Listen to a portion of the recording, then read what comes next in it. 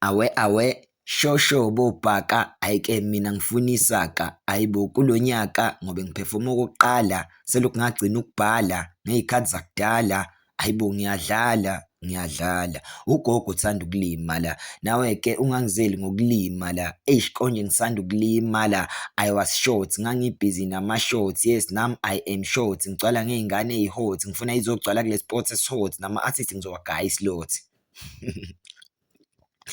Hey, I'm joking, I'm freestyling, no wonder I'm joking, but still ngisawugoqa wama-rhymes. Yingakho ngi-invite kwi-Day Night Vibes ezobe ise-hookah, ayisuka lapho sobe sibuka ngoJuni mhla ka-20, that day i-crowd ngoyishiya i-crazy, kobe kuyisabatha, ngiphenduka unene iy'ngane ngoyiphatha.